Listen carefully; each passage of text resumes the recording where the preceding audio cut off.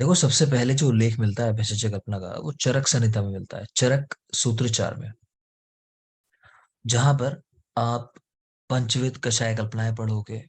इसके अलावा जो महाकषाय पढ़ते हो चरक के 50 महाकषाय, वो सभी इसी चैप्टर के अंदर आए हैं। तो पंचविध कषाय कल्पनाएं कौन कौन सी हैं, उनके नाम यहाँ लिखे हैं: स्वरस, कल्क, श्रत, शीत और फांट। ये पांच बेसिक हमारी कषाय कल्पनाएं हैं। अगर मैं कहूँ सिंपली कि मतलब क्या है इनका, स्वरस मतलब समझ लो आप जूस निकालना किसी चीज का। कल्क हुआ कि पेस्ट के रूप में आप बना लेते हो। शरत, यहाँ द्रव्यों का क्वाथ, जैसे उबाल कर चाय बना लेते हो ना, डिकॉक्शन यानी। शीत के अंदर की शीतल जल में आपने द्रव्य डाल दिया और बाद में छानकर उसको इस्तेमाल कर लिया। फांट है कि आप उष्ण जल का इस्तेमाल कर रहे हो यही प्रोसेस करने में। तो ये पांच कल्पनाएं हैं: स्वरस, कल्क, श्रत, शीत और फांट। ये कल्पना यथापूर्व बलवान है। बस सबसे पावरफुल जो कल्पना है वो स्वरस है, और सबसे लेस पोटेंट जो है, कम पावरफुल, वो फांट है। इनके नीचे इनकी सामान्य मात्राएं लिखी हुई हैं। तो स्वरस की मात्रा 2 तोला, तोला में है मात्राएं। स्वरस 2 तोला, कल्क 1 तोला, श्रत, शीत और फांट तीनों की मात्रा 8 तोला। 1 तोला वैसे तो अलग होता है, लेकिन सामान्यतः हम लोग 10 ml के लमसम, या कह लो कि 10 ग्राम के लमसम मान लेते हैं। 10 ग्राम या 10 ml से कंसिडर करते हैं 1 तोला को सामान्य रूप से। तो याद कैसे रखना है, देखो, स्वरस जब लिखते हैं हम लोग तो शुरू में 2 बनाना पड़ता है। इसको हम मान लेते हैं कि मात्रा का कोड है हमारा, तो 2 तोला। कल की बात करें तो जब आप का खा गा खा हिंदी वर्णमाला शुरू करते हो तो का पहले आता है शुरुआत में, 1 नंबर पे। तो 1 ही तोला इसकी मात्रा है। बाद वाली तीनों कल्पनाएं, क्योंकि बल में काफी कम है, तो तीनों की मात्रा काफी ज्यादा है। 8 तोला, 8 तोला और 8 तोला, शरत, शीत और फांट। शरत को क्वात के नाम से भी जानते हैं, और शीत कल्पना को हिम कल्पना के नाम से भी जानते हैं। शीत और हिम एक ही जैसी बात है, हिम यानी ठंडा, शीत भी ठंडा। आगे चलिए। सुश्रुत ने सेम उल्लेख सुश्रुत सूत्र 44 में किया, 44। उन्होंने लेकिन कल्पनाएं एक एक्स्ट्रा बताई, षड्विध कषाय कल्पना, यहां देख पा रहे हो। चरक की 5 थी कल्पनाएं, इनकी 6 हैं। एक्स्ट्रा कौन सी है? शीर कल्पना। और उसको सबसे पहला स्थान दिया, शीर कल्पना। जैसे कई आपने श्री वृक्ष देखे होंगे, उन पर कट लगाने से शीर निकल के आता है, तो वो इन्होंने एक अलग चीज मान ली। ठीक है। तो शीर, उसके बाद सोरस है, भले ही यहाँ पर्याय यूज हुआ है, रस बात एक ही है। फिर कल्क है, शरत यानी क्वाथ, शीत यानी हिम कल्पना, और फांड कल्पना। तो बाकी सब सेम ही है, बस शीर सबसे पहले लिख दी और लिखा ये कल्पना यथापूर्व बलवान है, याद रखेंगे। अब क्योंकि शीर कल्पना का अंतर्भाव सोरस कल्पना में किया जा सकता है, शीर और सोरस गुणों में सेम होता है, तो ये मान लिया कि भाई इस कल्पना को कंसिडर नहीं करना चाहिए। बेसिक आपको 5 ही कल्पनाएं माननी चाहिए।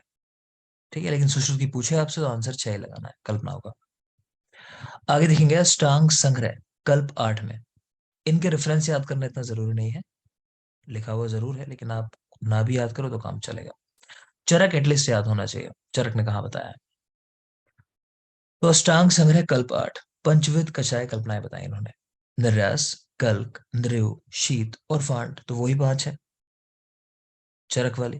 निर्यास यानी सोरस, कल्क, नृव, नृव मतलब वात, शीत और फांट यथापूर्व बलवान। अष्टांग हृदय कल्प 6 में उल्लेख किया कल्पनाओं का, बताई वही 5: रस, कल्क, श्रत, शीत और फांट। ठीक है, तो एक ही है, आप कंफ्यूज मत होना, अपना वही याद रखो, सोरस, कल्क, क्वाथ, हिम और फांट, उन्हीं के पर्याय हैं बस ये। आगे चलिए। शारंगधर। हम जितने भी कषाय कल्पनाओं की बात करते हैं, उनको बनाने के जो मेथड हम लोग फॉलो करते हैं, वो शारंगधर वाले फॉलो करते हैं। तो सबसे पहली जो संहिता है जहां पर उल्लेख आया कषाय कल्पनाओं का, वो है चरक संहिता। लेकिन जो हमारा बेस ग्रंथ है जिसको हम फॉलो करेंगे, वो है शारंगधर। तो शारंगधर के मध्यम खंड में पहला जो अध्याय है, वहां पर इन कषाय कल्पनाओं का उल्लेख आया है। सोरस, कल, क्वाथ, हेम और फांड। 3 खंड है शारंग संहिता में, पूर्व, मध्य और उत्तरखंड। तो मध्यम खंड का जो पहला अध्याय है वहां पर उल्लेख मिलता है। नेक्स्ट देखो आचार्य काश्यप, खिलस्थान, चैप्टर नंबर 3। काश्यप खिलस्थान, अध्याय नंबर 3। तो ये भी ध्यान रखेंगे खिलस्थान किस संहिता में मिलता है, तो काश्यप संहिता में मिलता है, और संहिताओं में नहीं है। तो काश्यप ने खिलस्थान 3 में उल्लेख किया कषाय कल्पनाओं का, और इनकी संख्या 7 मानी, सप्तविध कषाय कल्पनाएं। तो 7 कैसे हो जाते हैं, 5 चरक वाली, स्वरस, कल, क्वाथ, हिम और फांड, और 2 इन्होंने एक्स्ट्रा बता दिए, उनके नाम है चूर्ण और दूसरी अभिशव, जिसको मध्य कल्पना भी कहते हैं। चूर्ण और अभिशव, प्लस लिखने का पैटर्न देख पा रहे हो, कोई पैटर्न फॉलो नहीं किया, ऐसा कुछ नहीं बताया कि कौन सी कल्पना बलवान है। ठीक है, तो इनका कोई क्रम नहीं है, बस आपको याद रखनी है। 7 है काश्यप की कल्पनाएं, चूर्ण और अभिशव एक्स्ट्रा है। अभिशव कल्पना को मध्य कल्पना भी कहते हैं। तो वही लिखा है यहाँ कि तरतम भेद नहीं बताया कि कौन श्रेष्ठ है कौन कम श्रेष्ठ है। आगे चलते हैं। एक यंत्र आता है भव का यंत्र या 1.5 भव का यंत्र। ये अर्क कल्पना बनाने में प्रयोग किया जाता है, अर्क कल्पना। जबकि अर्क कल्पना का सबसे पहला उल्लेख सोढ़ल ने किया, यानी सोढ़ल आप याद कर सकते हो, अर्क कल्पना बाय सोढ़ल ऐसा भी याद कर सकते हो।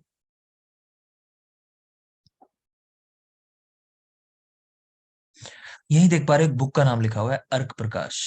इस बुक के जो राइटर हैं वो रावण है। अब रावण भी बहुत लोग हुए, तो कंफ्यूज नहीं होगे कि वही रावण है कोई और है, तो कह नहीं सकते, बहुत सारे रावण हुए हैं।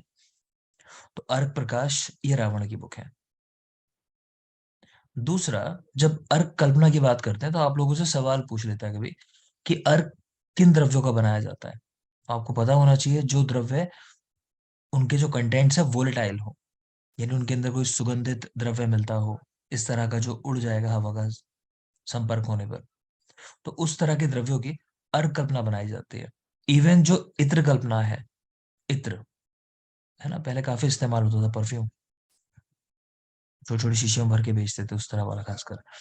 तो इत्र को बनाने में इसी यंत्र का प्रयोग होता है, या इसी विधि से बनाया जाता है। और एक सवाल आता है वही कि सबसे पहले गुलाब का इत्र किसने बनाया था, गुलाब का इत्र। नूरजहां की माँ। नूरजहां ठीक की है, माँ। तो लिखा गया है नूरजहां की मां ने। नूरजहां जो है ना, नूरजहां की मां ने, नूरजहां ने नहीं, ठीक है ना, नूरजहां की भी मां ने, मदर ने। आगे चलिए, आगे कुछ रेशियो लिखे हुए हैं, क्योंकि रटने वाला पोर्शन है पूरा, तो समझ लोगे कि मैंने जो रेशियो लिख रखे हैं इनमें जो पहले नंबर पे लिखा हुआ है, जैसे मान लो यहाँ 2 लिखा हुआ है, और फिर एक जो दूसरा द्रव्य है वो यहाँ 1 लिखा हुआ है रेशियो में। तो जो पहला द्रव्य है वो हमारा मेन कंटेंट है। ऐसा मान लेते हैं चलो कि जैसे आप चाय बना रहे हो, मान लो सपोज करो, तो अगर मैंने 21 रेशियो लिखा है, तो यहाँ चाय का मतलब यह है कि चाय की पत्ती जो है वो 2 भाग है, और जो जल है उसके अंदर पानी, उसकी मात्रा 1 भाग है।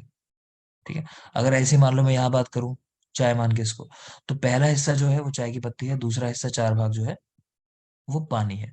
यानी सेकंड नंबर पे जो लिखा हुआ है वो सोलवेंट है मेरी, और पहले नंबर पे हमारा जो मेन द्रव्य है वो लिखा हुआ है। अब जो भी कल्पना है, अब यहाँ शार्कर की बात आई है, तो 2 भाग जो है चीनी है और 1 भाग जल है, तो जल की मात्रा कम है, चीनी की मात्रा ज्यादा है।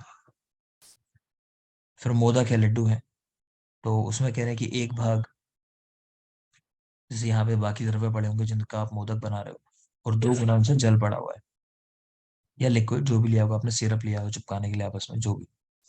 ठीक है ना, तो याद करते हैं इसको। रेशियो पे सवाल आता है सीधा, आपसे कंटेंट नहीं पूछता, क्योंकि कंटेंट तो कितने भी हो सकता है। देखेंगे,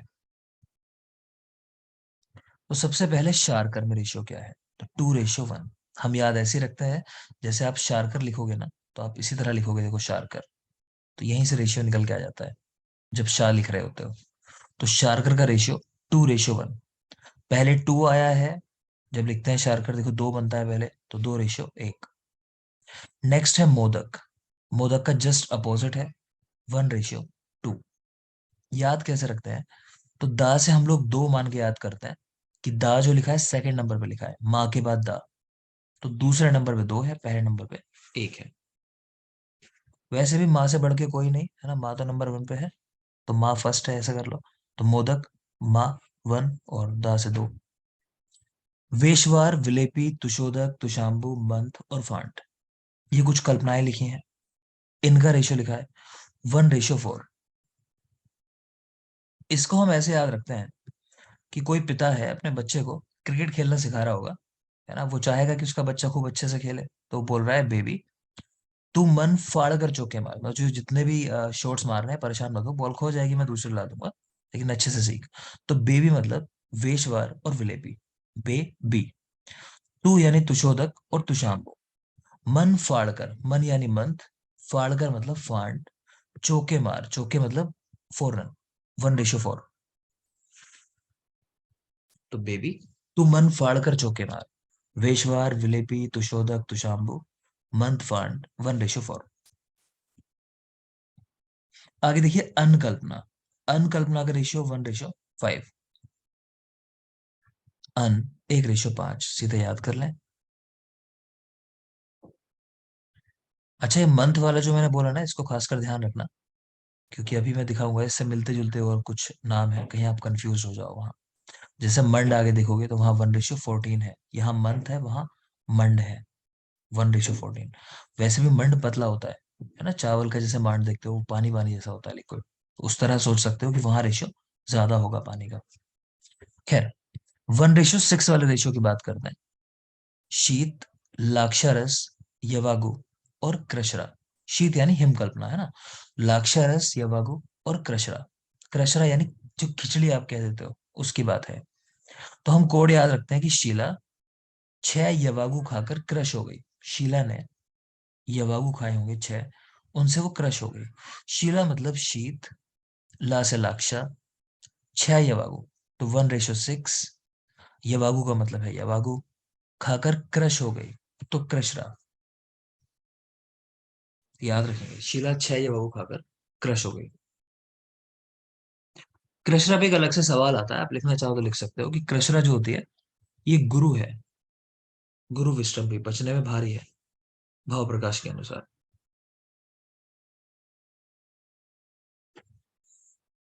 आगे देखते हैं। कारण ये हो सकता है, देखो जो ओरिजिनली कृष्णा होती है ना, खिचड़ी जो होती है, तो उसमें ये उड़द की दाल इस्तेमाल होती है, और उड़द पचने में भारी होता है, तो उस तरह सोच सकते हो। आगे देखिए 1:8 वाले रेशियो किन किन के हैं। प्रमथ्या, तंडुलोदक, कांजी। प्रमथ्या, तंडुलोदक और कांजी, ये तीन याद रखोगे। तो मैं इसका कोड याद रखता हूँ कि बारिश पड़ रही है और बारिश की 8 बूंदें टपकी कुल, है ना, तो पानी कितनी बार टपका, कुल 8 बार, ऐसा। तो टपका मतलब ता से तंडुलोदक, पा से प्रमथ्या और का से कांजी। टपका, तंडुलोदक, प्रमथ्या और कांजी, 1:8 की 8 बूंदें टपकी। और यादव जी ने क्या किया, ठीक है, एक आचार्य हैं यादव जी, उन्होंने कांजी में 1:3 का रेशियो कह दिया, ये लिखा हुआ है आगे, तो अपने तरीके से लिख लेना। तो कांजी 1:3। आगे है सोविरक और अर्क, इनका रेशियो लिखा है 1:10। 1:10 सोविरक। तो आपने देखा ही था कि 10 सिर वाला रावण जो था, उसको मारने के लिए, जैसे मान लो भगवान आए, श्री राम आए, है ना, मारने के लिए, लेकिन अकेले नहीं मार पाए, बहुत सारे वीर साथ में लगे, वो इतना पावरफुल था। तो 10 सिर वाले को मारने के लिए 100 वीर आए, ऐसा याद कर लो कि 100 वीर ने आकर 10 सिर वाले को मारा। 100 वीर यानी सोविरक, आकर मतलब अर्क, 10 सिर वाले को, तो 1:10। ठीक है, तो 100 वीरों ने आकर 10 सिर वाले को मारा, सोविरक अर्क 1:10। नेक्स्ट है 1:14। पीछे एक आपको याद कराया था कोड, बेबी तू मन फाड़ कर चौके मार, 1:4। तो वहां मन का मतलब था मंथ, और यहां पा रहे हो भक्त का मन पेया में, है ना, मान लो कोई भक्त है लेकिन उसे प्यास लग रही है, वो पूजा पाठ कर रहा होगा लेकिन उसका मन जो है अपने पेया में लगा हुआ है कि कुछ पीने को मिल जाए, प्यास लग रही है। तो भक्त का मन पेया में, भक्त, मंड और पेया, 1:14 याद रखेंगे। भक्त का मन पेया में,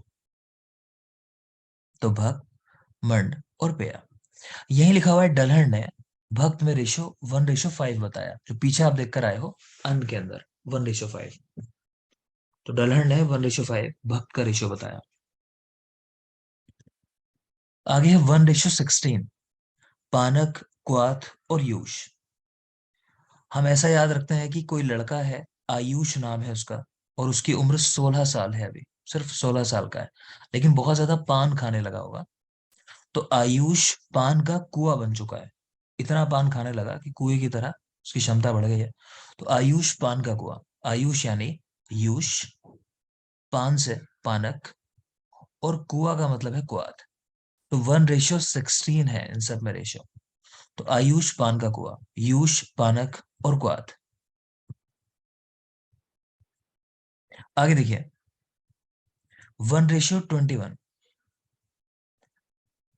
घन सत्व। आपसे सिंपली पूछा जाए घन सत्व में रेशियो कैसा होता है, कितना होता है जो घन सत्व बनाता है। तो 1:21, जैसे गुडुची घन सत्व होता है वो जो बनाते हैं, तो 1:21 का रेशियो है। उसके बाद उसको गर्म करते रहते हैं, तो जब तक सिर्फ पाउडर नहीं रह जाए, तो 1:21 घन सत्व। यही कह रहे हैं कि एक होता है उदुम्बर सार, उसको बनाने में, और दूसरा कुछ आचार्यों के अनुसार या कहीं कहीं रेफरेंसेस में घन सत्व में भी 1:4 का रेशियो मिलता है, तो इनको अलग से याद रख लोगे। घन सत्व में अगर एक 21 का रेशियो ना दिया हो तो 1:4 भी लगा सकते हो आप। इसी तरह उदुम्बर सार एक बनाया जाता है, वहां भी रेशियो 1:4 का ही होता है। यहीं पे आचार्य योग रत्नाकर का एक पॉइंट लिखा हुआ है कि उन्होंने लिखा गुडुचि घन सत्व देखने में कैसा होता है, तो शंख सदृश्य श्वेत, शंख के समान श्वेत वर्ण का गुडुचि घन सत्व, आचार्य योग रत्नाकर के अनुसार। आगे देखेंगे 1:64 1:64 षडंग पानीय। तो ज्वर चिकित्सा में ये एक योग बताया गया है षडंग पानीय, औषधियों से सिद्ध किया हुआ जल, ठीक है ना। तो इसका रेशियो है 1:64। तो इन्होंने लिख दिया कि यह तो चलो षडंग पानी के लिए लिख रहे हैं हम, लेकिन जनरली भी कहीं आपको अगर कहा जाए कि भाई कोई द्रव्य पी लो औषध से सिद्ध करके, तो इसका मतलब ये होता है कि 64 गुना आप जल लोगे उस अपने द्रव्य के मुकाबले, ठीक है ना। तो षडंग पानी है या औषध सिद्ध पानी है 1:64 1:64। नेक्स्ट है स्नेह पाक, रेशियो लिखा है 1:4 और 16। अब तीन चीजें हो गई हैं, तो जाहिर सी बात है कुछ बदलाव होगा। तो यहाँ 1 और 16 से तो वही समझना है जैसा आप अब तक पढ़ते आ रहे थे, कि पहला हिस्सा वो आपके द्रव्य का है, लास्ट वाला हिस्सा वो द्रव का है, लिक्विड का है, और जो बीच में है ये हो गया हमारा स्नेह। एग्जाम्पल समझा रहा हूं मैं। सपोज करो कि आप ऑयल बना रहे हो, तेल बना रहे हो, किसके लिए, कि भाई बालों को अच्छा रखना है, तो किसने कहा भृंगराज से तेल चाहिए, है ना। तो भृंगराज जो लेना है मतलब वो हो गया एक भाग भृंगराज।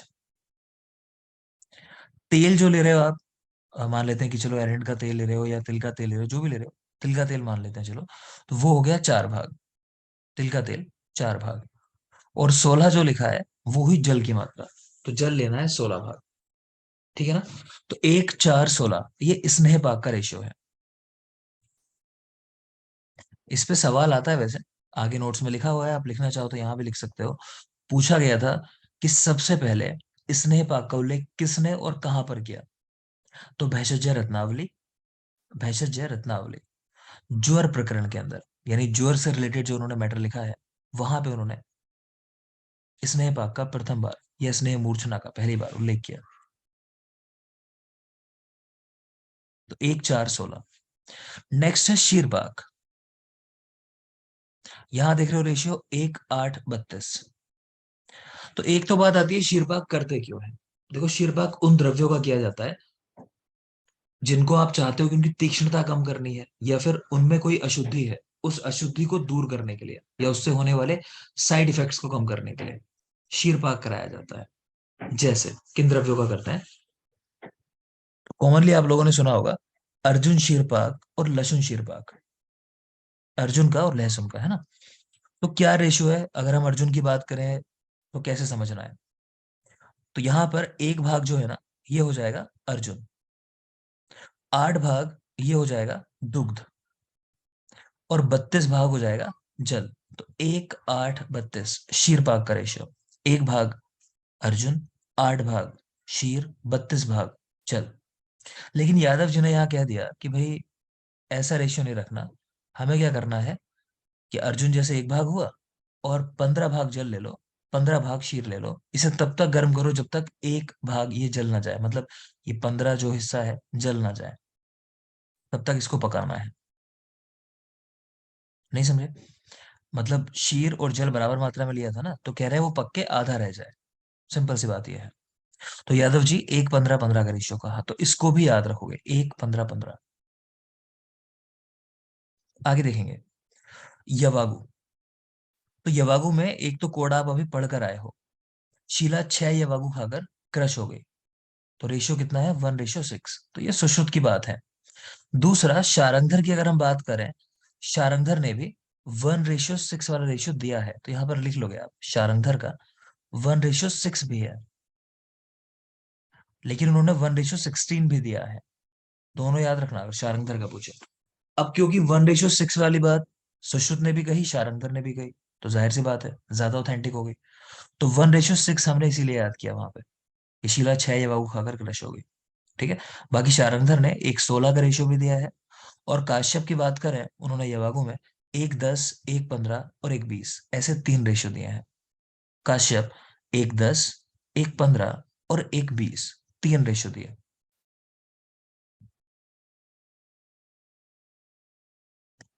तो ये चीज है, आपको याद करना है। जितनी बार रिवाइज कर लोगे उतनी जल्दी याद हो जाएगा। मैं तेजी से एक बार जो कोड है सिर्फ उनकी बात कर लेता हूँ, बहुत तेजी के साथ देख लोगे।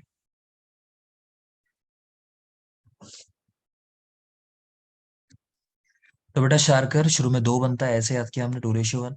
मोदक में दा सेकंड नंबर पे है, दा से 2 हम याद करेंगे तो 1:2। अगला कोड है हमारा बीबी तू मन फाड़ कर चौके मार, तो 1:4। यहाँ मंथ स्पेशली याद रखोगे क्योंकि मंड के अंदर 1:14 मिलने वाला आपको। 1:5 अन है। आगे चलकर आपने डलहन का भक्त देखा है, 1:5 ये देख पा रहे हो, डलहन ने भक्त के लिए कहा 1:5। 1:6 शीला 6 यवागु खाकर क्रश हो गई, 1:8 टपका तंडुलोधक प्रमथ्या और कांजी। यादव जी ने कांजी में 1:3 कह दिया। 100 वीर आकर 10 सिर वाले को मारते हैं, तो 100 वीरक अर्क 1:10। भक्त का मन पेया में, भक्त मंड और पेया 1:14। डलहन ने भक्त में 1:5 कह दिया, सेम लाइक अन। 1:16 तो 16 साल का आयुष पान का कुआ बन चुका है, तो पानक कुआ यानी कुआत, आयुष मतलब यूष। 1:21 घन सत्व का रेशियो है। 1:64 षडंग पानी है। 1:4 16 स्नेहपाक, 1:8 32 शीरपाक। यादव जी शीरपाक में 1:15 15। यवागु की बात करें तो शारंगधर ने 1:16 का रेशियो भी दिया है, 1:6 के अलावा 1:16 का रेशियो भी दिया है। काश्यप 1:10, 1:15, 1:20 ऐसे 3 रेशियो दिए। नेक्स्ट बात कर लेते हैं स्वरस कल्पना की। तो अब वन बाय वन हम मेन कल्पनाओं की तरफ आ रहे हैं। तो फर्स्ट कल्पना है हमारी स्वरस कल्पना। तो आचार्य चाणक्य ने क्या रेशियो बताया स्वरस के लिए? 1:1 कि कैसे निकालोगे?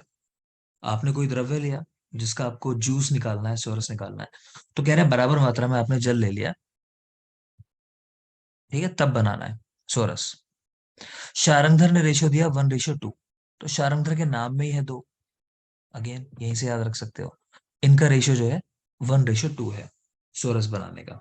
तो चरक 1:1, शारंगधर 1:2। अब देखो क्या है कि सब द्रव्य ऐसे तो नहीं होता कि आसानी से जूस निकल जाए उनका। कभी किसी ने ऐसे द्रव्य दे दिया कि जूस नहीं निकल सकता, तो उससे जो आप जूस निकालोगे ना, उसके लिए कुछ और मेथड्स यूज करते हो। सिंपल मेथड क्या होता है कि आपने द्रव्य लिया, उसको मशीन से आपने दबाया और जूस निकल के आ गया, ये सबसे सिंपल मेथड है। ठीक है। अब इस तरीके से नहीं निकल रहा, मान लो द्रव्य बहुत हार्ड है या फिर द्रव्य बहुत ज्यादा ड्राई है कि वहां से जूस नहीं निकल सकता, तो उसको बनाने में हम जो भी ऑल्टरनेटिव मेथड यूज करते हैं उनको कहा जाता है अनुकल्प विधि। जो भी कोई मेथड हो उसको अनुकल्प विधि कहा जाता है। ठीक है, तो अब देखते हैं हम इसकी बात करेंगे आगे, इस पॉइंट का क्या मतलब है जो मैंने अभी कहा। तो कह रहे हैं कई बार ज्यादा शुष्क द्रव्य आपको मिल गया कि भाई इसका चौरस निकालो। तो कह रहे हैं कि 1:8 में आपने जल ले लिया पहले, और उसको उबाल कर आपने 1/4 भाग बचा लिया। तो ये जो बचा है ना, इसको आप सोरस की तरह इस्तेमाल करोगे, तो यही आपका सोरस है। 1:8 के रेशियो में लिया जल आपने, और 1/4 भाग वापस बचा लिया, तो ये जो आपके पास आया यही सोरस है, अगर द्रव्य बिल्कुल शुष्क हो। और देख रहे हो, कह रहे हैं कि अनुकल्प विधि से ही ब्राह्मी का सोरस निकाला जाता है। ब्राह्मी, ठीक है, तो इनका वो ये छोटे टुकड़े कर दिए जाते हैं, फिर उसको उबालना, फिर यही 1/4 बचा लेना, इस तरह करके तो ऐसे निकालता है। एक मेथड दिया है पुटपाक विधि। तो रियल में तो पुटपाक विधि भी अनुकल्प विधि ही है, ठीक है, लेकिन हमें कहीं सवाल मिला होगा तो हमने इस तरह से लिख दिया। तो आपको ऐसा ही समझना है कि जो मेन मेथड है यंत्र से पीड़ित करके, वो तो है हमारा मेन मेथड, मतलब सोरस निकालने का। उसके अलावा चाहे कोई भी मेथड है, चाहे आप क्रश करके उबाल के जूस की तरह यूज कर रहे हो, चाहे आप पुटपाक विधि से बना रहे हो। पुटपाक विधि क्या होती है कि आपने द्रव्य लिया, जैसे पत्ते हैं ज्यादा हार्ड हैं, जहाँ जो उदाहरण दिए हुए हैं, नींब, नींबू, बिल्व, वासा, आपने इनके पत्ते लिए, उनका पेस्ट बनाया, उनको फिर और पत्र होते हैं उनके बीच में रखा, उसके ऊपर कपड़ मिट्टी कर देते हैं, फिर उसको तपाते हैं अग्नि के अंदर, ठीक है। फिर ये जो अंदर का कल्क है, ये थोड़ा और ज्यादा लिक्विड ही हो जाता है कह लो, फिर उसको बस दबा के, जैसे उसमें से जूस जैसा निकाल लेना, तो इजीली फिर जूस निकल आता है अंदर का, ठीक है ना। तो ये भी मेथड है एक। तो आप तो बस इतना याद रखो, मेन मेथड हमारा वो होता है यंत्र से पीड़ित करके, उसके अलावा जो भी मेथड्स हैं वो सब अनुकल्प विधि में आ जाता है। खैर, देखो आगे। तो ब्राह्मी स्वरस अनुकल्प विधि से निकाला जाता है। कभी क्वेश्चन ऐसा ही मिल जाए, समझ लेना किसने गाइड से उठा के बना दिया है, तो ब्राह्मी आंसर लगाना कि अनुकल्प विधि से किसका स्वरस निकालते हैं, ब्राह्मी का। और पुटपाक विधि से पूछ ले किसका स्वरस निकालते हैं, तो दो ना वाले हैं, दो बा वाले हैं, निम्ब नींबू, बिल्व वासा, निम्ब नींबू, बिल्व वासा। आगे चलिए। सोरस की सामान्य मात्रा क्या होती है? बेटा माइक ऑफ रखेंगे। हम्म। सोरस की सामान्य मात्रा कितनी होती है? तो 2 तोला। अभी याद किया था हम लोगों ने स्टार्टिंग में, 2 तोला। लेकिन अगर अग्नि सिद्ध सोरस है, मतलब अग्नि का इस्तेमाल करके आपने बनाया, जैसे ये अति शुष्क द्रव्यों का, कि 1:8 1/4 बचा लिया, ठीक है, इस तरह से आपने बनाया अग्नि यूज करके, तो उसकी मात्रा ज्यादा लेनी है। उसकी सामान्य मात्रा 4 तोला। तो सोरस की मात्रा नॉर्मली 2 तोला है, लेकिन अगर अग्नि सिद्ध सोरस निकाला है आपने, तो मात्रा 4 तोला है, डबल हो जाएगी। इसमें प्रक्षेप द्रव्य कितने डालते हैं? प्रक्षेप होता है कि आपने सोरस निकाल लिया, उसके बाद ऊपर से आपने कुछ मसाले, इस तरह की चीजें जो मेडिकेटेड हैं, जो पेशेंट को बताई गई है उसके रोग के हिसाब से, कि वो चीजें इस्तेमाल करनी है, तो कितनी मात्रा लोगे? तो मधु, शर्करा, क्षार, जीरक इत्यादि, आप ये द्रव्य अगर ले रहे हो, तो 1 कोल की मात्रा में, 1 कोल कहते हैं आधा तोला को, ठीक है। तो यहीं पर लिख रहे हैं कि चाहे तो आधा तोला समझ लो इसको, चाहे 1/4 मात्रा समझ लो। समझ में आ रहा है ना, 2 तोला सामान्य मात्रा होती है, 2 के सापेक्ष आधा तोला कितना हो जाएगा? 1/4 भाग। 2 तोला के कंपैरिजन में आधा तोला 1/4 भाग। क्लियर है सबको ये बात जो कह रहा हूं मैं? ठीक है, आगे देखो। अग्नि सिद्ध सोरस में, अगर आपने अग्नि का यूज करके बनाया द्रव्य को, तब कह रहे हैं बाकी सारे द्रव्य तो सेम ही रहेंगे प्रक्षेप के, जैसे पहले थे, लेकिन मधु की मात्रा डबल हो जाएगी। मधु 1 कर्ष कर दिया। आप ब्रैकेट में लिख सकते हो, जिन लोग को नहीं पता है, 1 कर्ष मतलब 1 तोला। कर्ष तोला का पर्याय होता है। तो कहने का मतलब ये हुआ कि अगर अग्नि सिद्ध सोरस निकाला गया है, तो मधु की मात्रा डबल हो जाएगी। 1 कर्ष हो गई आधा तोला के मुकाबले, या आधा तोला के मुकाबले 1 तोला हो गई। बाकी सारे द्रव्य पहले के जैसे ही हैं।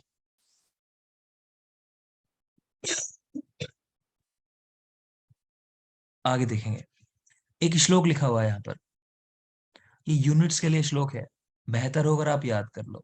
मास टंक अक्ष बिलवानी, कुडव प्रस्थ आड़कम, राशि गोड़ी खारी, यथा उत्तर चतुर्गुणा। ये शारंगधर का श्लोक है। इसमें ये कहा गया है कि जैसे जैसे आप अगली यूनिट पे जाते हो, तो अगली वाली यूनिट पहले वाली यूनिट से 4 गुना है, मतलब मास का 4 गुना टंक, टंक का 4 गुना अक्ष, अक्ष का 4 गुना बिल्व, बिल्व का 4 गुना कुडव, कुडव का 4 गुना प्रस्थ, इससे 4 गुना आढ़क, आढ़क से 4 गुना राशि, राशि से 4 गुना गोली, गोली से 4 गुना खारी। ठीक है। इनमें भी जो मेन यूनिट्स है जो इस्तेमाल होती हैं चिकित्सा में, जिनकी हम बात करेंगे, वो मैंने यहाँ लिख दी है कि अक्ष का मतलब होता है तोला, तो अक्ष, तोला, कर्ष ये सब पर्याय हो गए। बिल्व ये होता है पल का पर्याय। ठीक है। कुड़व जो होता है 16 तोला के बराबर होता है। आगे देख 64 रहे हो? तोला। हाँ बेटा। एक कुड़ा हाँ, 64 तोला के बराबर होता है। एक प्रस्थ 64 तोला होता है ना, एक प्रस्थ बराबर 64 तोला। इसका 4 गुना कुड़व का 4 गुना होगा ना प्रस्थ, नहीं समझे?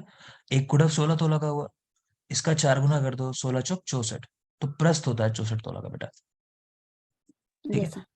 फिर देख रहे हो राशि, राशि का पर्याय है द्रोण, और गोणी ये द्रोणी, ये जरूरी नहीं है, हम चिकित्सा में यूज नहीं करते ज्यादातर इन चीजों को। ये लास्ट वाली यूनिट जो है क्यों लिख दी मैंने, कहीं आप द्रोण और द्रोणी में कंफ्यूज ना हो जाओ। तो जो गोणी है उसका पर्याय है द्रोणी, तो गोणी और द्रोणी इजी हो गया, राशि का द्रोण है। ठीक है ना? तो ये श्लोक कोशिश करना याद कर लो। मास टंक अक्ष बिलवानी, कुडव प्रस्थाड़गम, राशि घोड़ी खारी, यथा उत्तर चतुर्गुणा, ये हमारा बेस बन जाएगा। आप याद कर लोगे तो काफी आसानी हो जाएगी आगे चीजों में। यही एक पॉइंट देख रहे हो कि आचार्य शारंगधर ने तंडुलोदक कल्पना को सोरस कल्पना में रखा है। देखो सिंपल कॉन्सेप्ट ये है कि जहां भी द्रव्यों का क्वाथ बनाया गया इन जनरल, उनको क्वाथ कल्पना में रखा गया है। ठीक है। तो बाकी आचार्यों ने तंडुलोदक को, भाई चावल को पका के आप बना रहे हो कुछ, तो उसको क्वाथ कल्पना में रखा, लेकिन शारंगधर ने इसको सोरस कल्पना में रखा है। तो ये डिफरेंस है, तो याद रखना। अब वाद है कहने का मतलब। आगे सामान्य मेथड दिए हैं कि कैसे बनाया जाता है सोरस को। तो चरक ने कहा यंत्र निष्पीड़िता, यंत्र की सहायता से पीड़ित करके द्रव्य को। वैद्यक परिभाषा प्रदीप, यंत्र या वस्त्र की सहायता से। अष्टांग संग्रह, तांतव निष्पीड़ित, मतलब वही हुआ, वस्त्र की सहायता से पीड़ित करके। अष्टांग हृदय, पट पीड़िताद, तो अगेन वस्त्र की सहायता से, या फिर पट से पत्थर भी ले सकते हो, पत्थरों की हेल्प से। शारंगधर भाव प्रकाश, वस्त्र निष्पीड़ित, तो वही कपड़े की सहायता से। तो इसमें कुछ रटना नहीं है, सिंपल याद रखो, यंत्र इत्यादि की सहायता से निकाला जाता है सोरस। तो पहली कल्पना यहाँ कंप्लीट हुई। एक छोटा सा ब्रेक लेंगे, 5 मिनट का, वापस आएंगे, कंटिन्यू करेंगे अगली कल्पना के साथ, कल की कल्पना। तब तक ब्रेक में कोड रिवाइज करो और मात्रा देखो जरा कितने कितने हैं। Thank you.